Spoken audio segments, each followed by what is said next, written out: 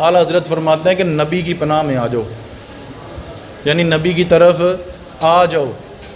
और आला हजरत यहाँ पे लिखते हैं जो नबी की पनाह में आ गया वो सुकून में आ गया, और जो नबी की पनाह में नहीं ना आया, जो अभी तक ये पूछ रहा है कि नबी के नाम पर अंगूठे चूमने चाहिए कि नहीं चाहिए, जो नबी के नाम पर ये इसाले सवाब करना चाहिए या नहीं करना चाहिए, नबी के ग़ुलामों के नाम पर इसाले सवाब करना चाहिए या नहीं करना चाहिए, अभी भी वो इन्हीं शिकार हैं, वो इन्हीं बातों का। तो आला हज़रत फरमाते हैं कि नबी की पनाह में आ जाओ।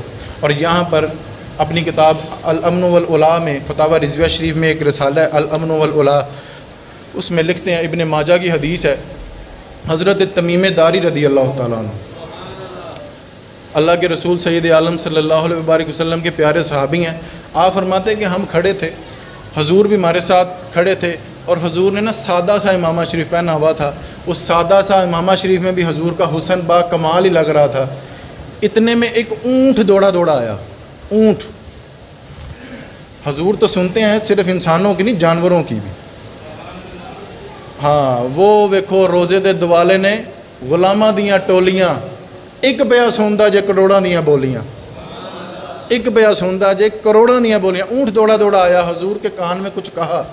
हुजूर फरमाने लगे, अगर तू गलत हुआ तो तुझे सज़ा मिलेगी, अगर तू सही हुआ तो तुझे उसका अजर मिलेगा। इतने में अभी वो कुछ बातें हो रही थी, हुजूर के कान में कुछ कह रहा था, ऊँट कह रहा था, ऊँट।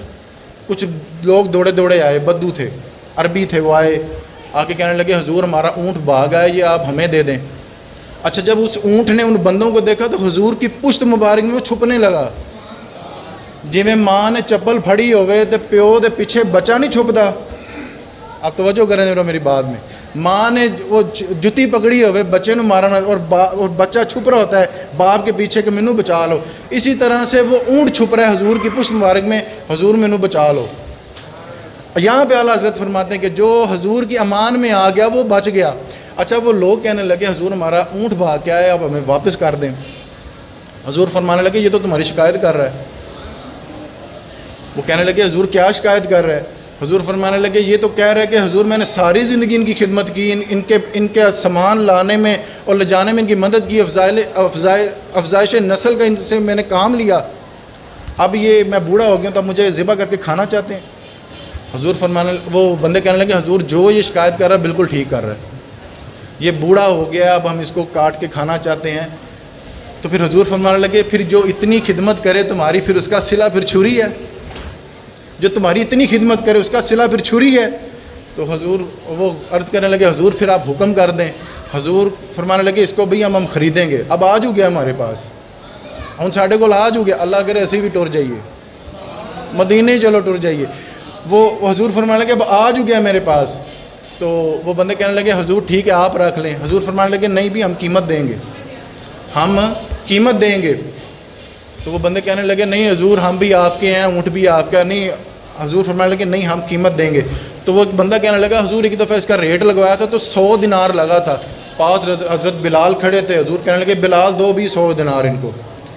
हुजूर ने वो ऊँट खरीद लिया और हुजूर ने थपकी दी ऊँट की पीठ पर। तो जाते जाते गया ना, जब थोड़ी देर, यार कितना दिल करता मदीने में वापस आऊँ थे।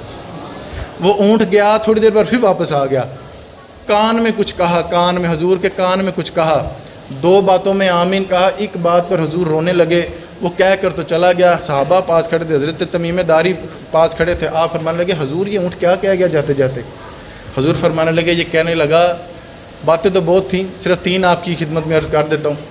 हुजूर फरमाने लगे, ये ऊँट कह गया कि हुजूर जिस तरह आज आपने मुझे छुरी से बचाया ना, रब करीम आपको आपकी उम्मत की क़यामत के अज़ाब से महफूज फरमाए।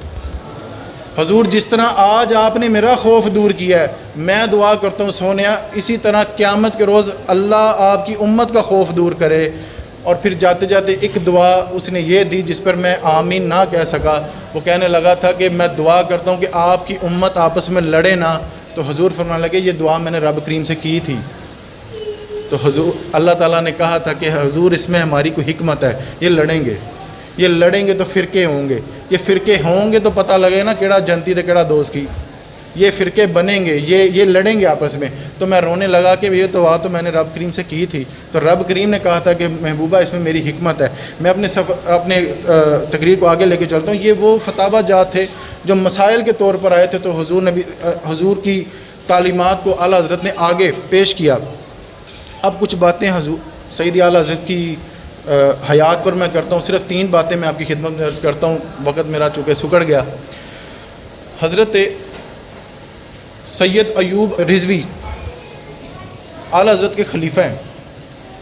حیات اعلیٰ حضرت نے آپ نے کتاب لکھی ہے اعلیٰ حضرت کی حیات پر. آپ فرماتے ہیں کہ اعلیٰ حضرت کو نا یتیم بچوں سے بڑا پیار تھا.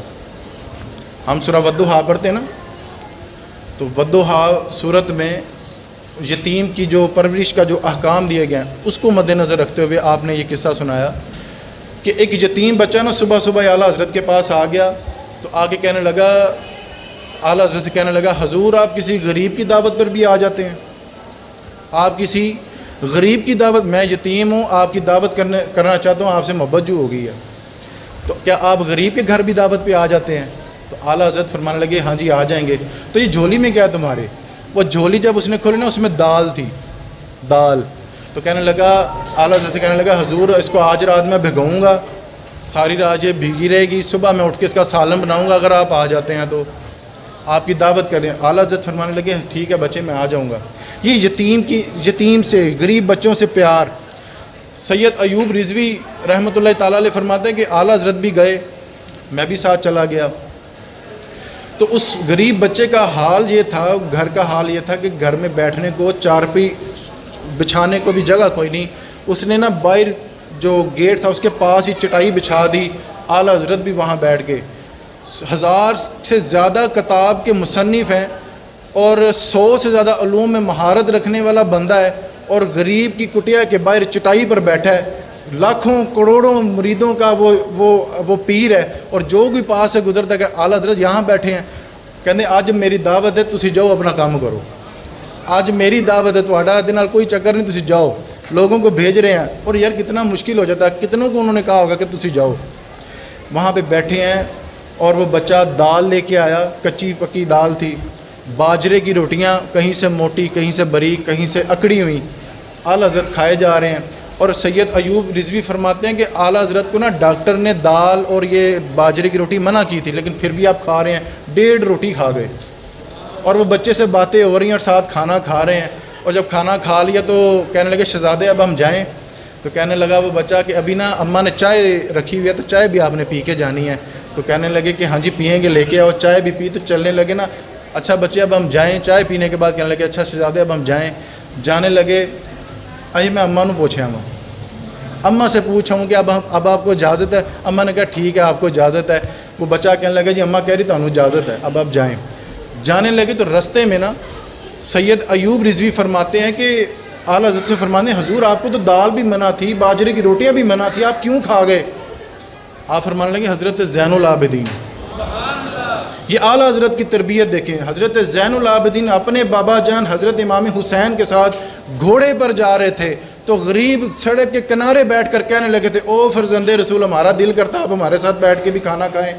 حضرت امام حسین گھوڑے سے نیچے آئے، غریبوں کے ساتھ بیٹھ کر کھانا کھانے لگے. کھانا کھانے کے بعد کہنے لگے کہ جو نا حاجت تو ایک لقمے کی بھی نہیں تھی، لیکن غریبوں کا دل بھی تو رکھنا تھا نا، اور یتیموں کا دل بھی تو رکھنا تھا نا.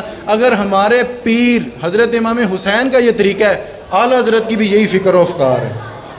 یہ اعلیٰ حضرت بھی پھر اس غریب کا اس یتیم کا دل رکھے گا، کیونکہ یہ ہمارے پیروں کا طریقہ ہے. کسی وہ اور کسی کا نہیں، ہمارے پیروں کا طریقہ ہے.